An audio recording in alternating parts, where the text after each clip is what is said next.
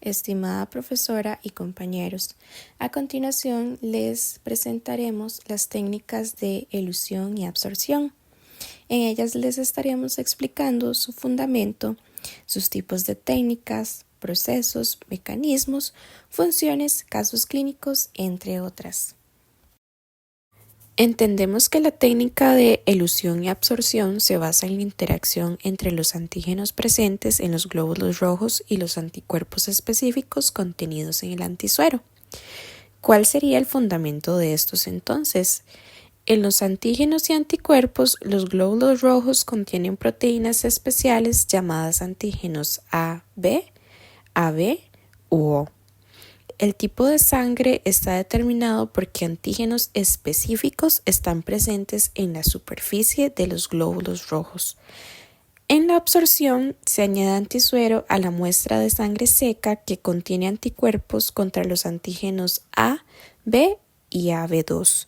Estos anticuerpos se unirán a los antígenos presentes en los glóbulos rojos. Y en la elusión, después de la absorción, se añade una solución que separa los complejos antígeno-anticuerpo, esto permitiendo identificar el tipo de sangre. La técnica de elusión y absorción es un método utilizado en inmunohematología para determinar el tipo de sangre de una muestra. Anteriormente te explicábamos que la absorción se añade antisuero a la muestra de sangre seca. El antisuero contiene varios tipos de anticuerpos, ya sea A, B o AB, y estos anticuerpos se unirán a los antígenos específicos presentes en los glóbulos rojos.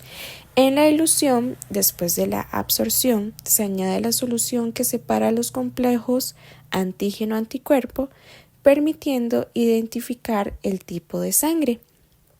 Esta técnica es especialmente útil cuando las muestras de sangre están secas y los glóbulos rojos pueden haberse roto, dificultando tal vez la identificación de los antígenos. ¿Alguna vez nos hemos preguntado qué es una técnica de elusión de anticuerpos? Bueno, en esta técnica de elusión se liberan las moléculas de anticuerpos fijados a los hematíes. El objetivo en la mayoría de estas técnicas es recuperar el anticuerpo unido sin que se pierda su actividad. El anticuerpo fijado puede liberarse cambiando la termodinámica de las reacciones antígeno-anticuerpo, neutralizando e invirtiendo las fuerzas de atracción que mantienen unidos los complejos antígeno-anticuerpo, o también alterando la complementariedad estructural entre un antígeno y la zona de fijación correspondiente en la molécula del anticuerpo.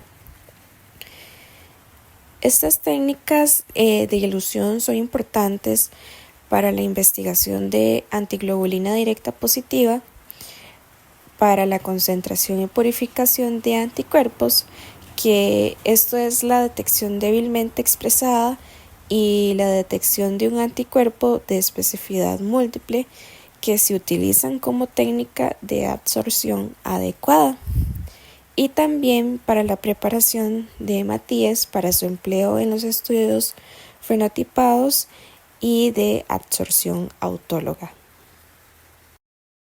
En el banco de sangre, las técnicas de elusión y absorción son cruciales para identificar y estudiar los anticuerpos en casos de transfusión y diagnóstico inmunohematológico. Existen varios tipos de cada una de estas técnicas que varían según los principios y métodos usados. A continuación les vamos a detallar los tipos más comunes de estas técnicas. En la elusión tenemos la elusión por calor, por ácido, solventes orgánicos, ultrasonido y también a través de congelación y descongelación. En la elusión por calor implica el calentamiento de los eritrocitos sensibilizados a temperaturas elevadas, lo que provoca la disociación de los anticuerpos. Esta es particularmente útil para la elusión de anticuerpos como los de tipo IgG. La elusión a través de la congelación y descongelación es que los eritrocitos sensibilizados se congelan y luego se descongelan rápidamente, lo que genera cambios a la membrana que permiten liberar los anticuerpos y es usada en ciertos casos de hemólisis inmunitaria. Ustedes se preguntarán quizás cómo funciona esto. La elusión se utiliza para liberar anticuerpos que están adheridos a glóbulos rojos, que se aplica en situaciones en donde se sospecha la presencia de anticuerpos específicos, como en transfusiones o en estudios de incompatibilidad. Los pasos en estas son la incubación, liberación y recolección. En la incubación se mezclan glóbulos rojos con un suero que contiene anticuerpos. En la liberación se utilizan condiciones de pH extremo, temperatura o medios químicos como soluciones salinas para romper el enlace entre el anticuerpo y el antígeno en la membrana del glóbulo rojo. En la recolección se obtiene el sobrenadante que contiene los anticuerpos eluidos que luego se puede analizar mediante pruebas serológicas. Los tipos de técnicas utilizados en la absorción son la absorción homóloga, la absorción heteróloga, la autoabsorción, la absorción diferencial y la selectiva. En la absorción homóloga se utilizan eritrocitos con un antígeno específico para absorber anticuerpos específicos presentes en el suero del paciente. Es ideal para la eliminación de anticuerpos conocidos y dejar anticuerpos no relacionados para ser estudiados. En la absorción heteróloga se utilizan eritrocitos de diferentes fenotipos para absorber múltiples anticuerpos del suero. Esta es útil cuando no se conoce el anticuerpo exacto o en casos en el que el paciente tiene anticuerpos contra múltiples antígenos. En la adsorción se utilizan eritrocitos propios del paciente, previamente tratados para eliminar los anticuerpos unidos y luego se reincuban con el suero del paciente para absorber anticuerpos autoinmunes. Se emplea principalmente en pacientes con anemia hemolítica autoinmune para distinguir anticuerpos autoinmunes de aloinmunes. En la absorción diferencial consiste en la absorción secuencial de anticuerpos mediante el uso de eritrocitos con diferentes combinaciones de antígenos. Esto nos permite identificar varios anticuerpos de manera precisa, cada uno absorbido por diferentes grupos celulares. Por último, en la absorción selectiva, se absorben anticuerpos específicos para dejar otros no absorbidos en el suero. Este método es útil cuando se sospecha que existen múltiples anticuerpos, pero uno predomina y enmascara a otros. ¿Cómo funciona esta técnica entonces? La absorción se usa para eliminar anticuerpos no deseados de una muestra, permitiendo así estudiar un anticuerpo específico sin interferencias. Los pasos a seguir en la absorción son la adición de antígenos, la interacción y separación. En la adición de antígenos se añaden glóbulos rojos que expresan los antígenos correspondientes a los anticuerpos que se quieren eliminar.